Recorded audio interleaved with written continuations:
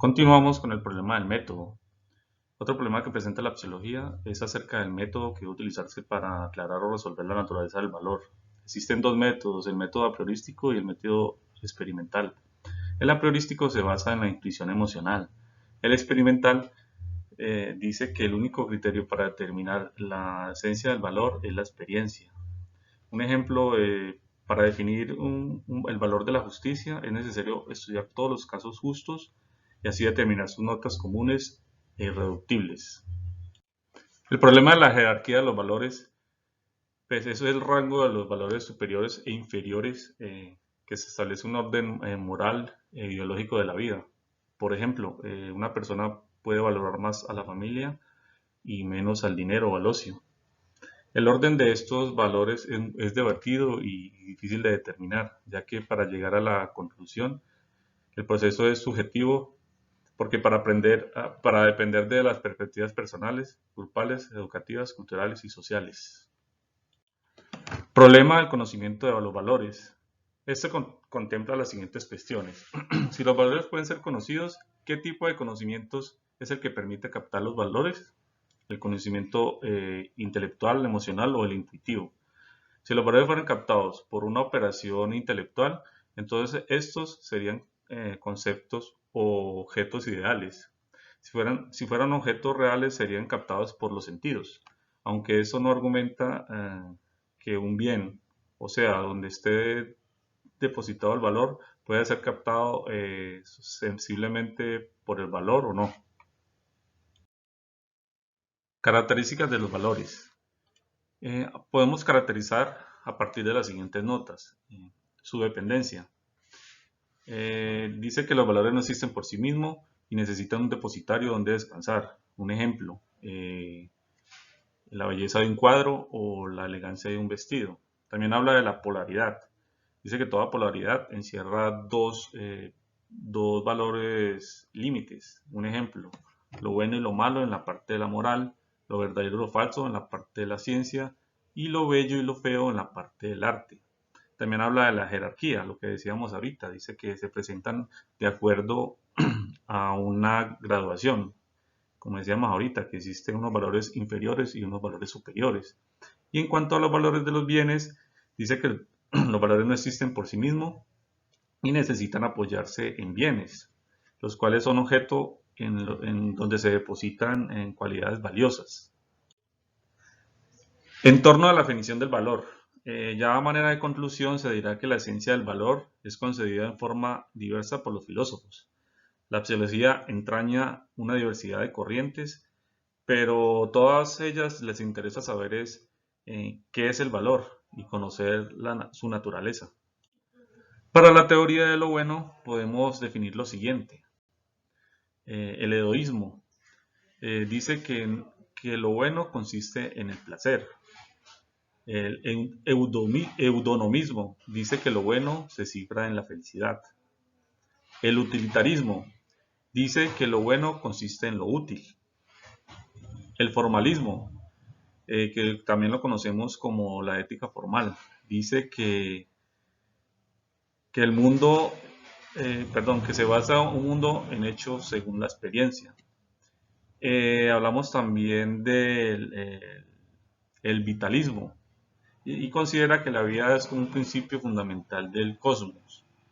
Y por último hablamos del perfeccionismo y considera que el fin ético de la vida es la perfección moral.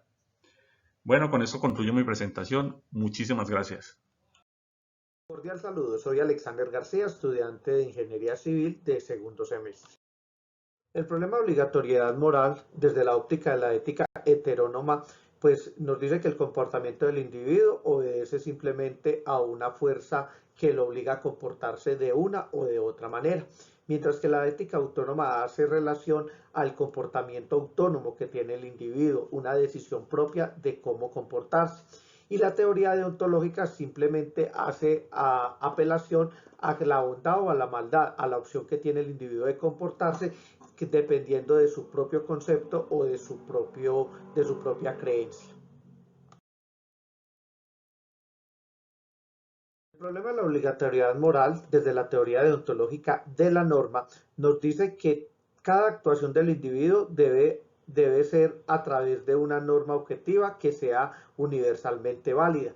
Mientras que la teoría deontológica del acto pues indica que el individuo se comporta de una u otra forma, que no puede existir una norma universal válida, sino por el contrario, una norma que se aplique para cada caso en particular. En la teoría teleológica simplemente se acude a la bondad o a la maldad, a una acción que depende únicamente del efecto y la consecuencia, y también se puede llamar como de consecuencias, o sea, dependiendo del comportamiento o de la conducta, cuál sea el resultado de esta. El problema de la esencia del acto moral lo planteamos a través de una estructura. En esa estructura encontramos un sujeto moral que no es más que un individuo dotado de una conciencia moral. Los motivos o intenciones que encontramos, estos se definen entre buenos o malos, conscientes o inconscientes. La conciencia del fin que se persigue simplemente es lo que es la anticipación a un resultado, lo que se pretende alcanzar. Esa decisión es la libre autonomía para actuar por sí mismo, en concordancia a lo que se cree que es mejor o la mejor alternativa que se tiene. La elección pues está implícita entre uno o varios fines posibles, mientras que los medios hace alusión a los medios para llegar a tal fin, y también entendiendo que los medios tienen que ser tan morales como los fines en sí mismos. Y el resultado simplemente nos permite alcanzar el fin deseado.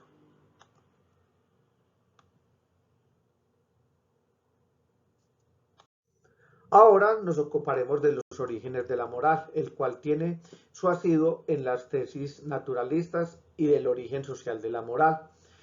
La tesis naturalista pues hace apelación a la semejanza que tienen los impulsos intuitivos de los hombres comparándolos con los animales. Esta teoría pues también olvida que la actividad humana se caracteriza por seguir una finalidad consciente.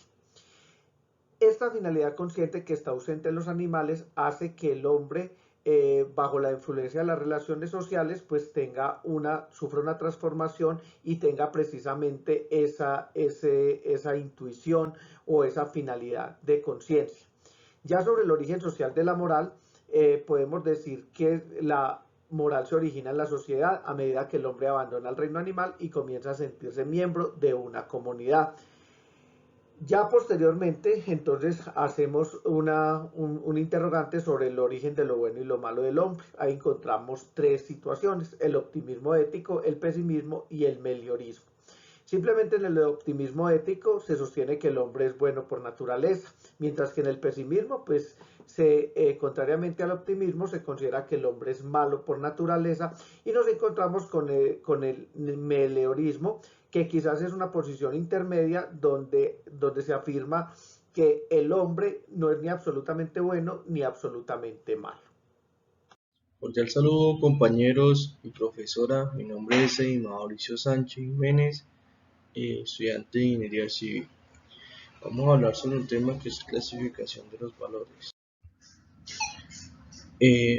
Vamos a hablar sobre también los problemas de la relación de la moral. Toca tener muy en cuenta que los valores es algo muy necesario que nos toca saberlo, realizarlos, asimilarlos y ponerlos en práctica. Los problemas en la relación moral conllevan a un ser debidamente casi una serie de tomar decisiones relativamente de la vida cotidiana, que a veces pues, en veces nos influye mucho. Esto conlleva mucho a un factor que es la familia. La familia es algo que se ha venido relacionando entre padres e hijos, algo que podemos llamar que es cotidiano, una jerarquía que son las personas con las que uno relativamente cuenta, se puede contar. Y esto se subdivide en dos partes, que es el matriarcado y el patriarcado. Dice que el matriarcado es el sistema donde se predomina el reconocimiento y la influencia de la mujer, o sea, relativamente donde se resalta y se tiene en cuenta a la mujer. Muchos años no se le tenía en cuenta, en pocas palabras, la opinión a una mujer. En este caso, pues ya los valores han ido aumentando y hemos tenido ya una mejor relación con ese tema. Y pues ya se da una igualdad respecto a la mujer.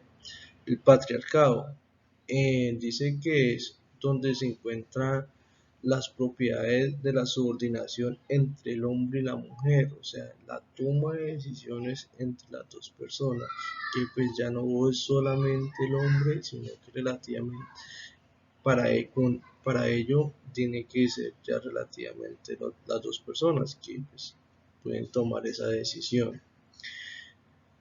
Eso es algo de los problemas que pues con eso son los problemas que se pueden tener respecto a la relación de la moral. Otro tema que vamos a hablar es la realización de la moral. Eso se ha dividido en la moralización del ambiente y eso nos divide en tres partes. Primero, las virtudes morales. Nos dicen que las virtudes morales son la teoría para servir apoyo para la planeación y la realización de una vida con muchos valores éticos. Y tenemos que esta está subdividida en dos partes, la justicia del bien común y la justicia particular. Dice que la justicia de bien común se puede ubicar en la justicia social y la internacional, donde pues y tenemos la justicia particular. La justicia particular entra a hablarse de la justicia distributiva entre las personas. Tenemos la historia de las virtudes. La historia de virtudes es un que ha venido cambiando de generación en generación, ya que pues los valores que se inculcaron desde nuestros abuelos a la actualidad han cambiado mucho, porque se han ido perdiendo relativamente.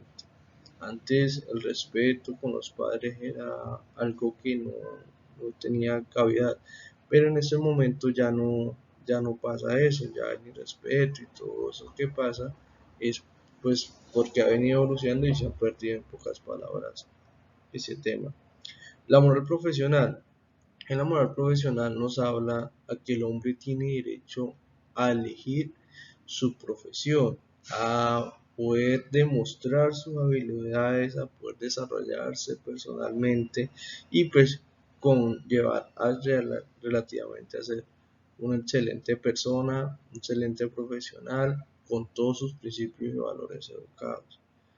Muchas gracias, compañeros, profesora, espero que les haya gustado.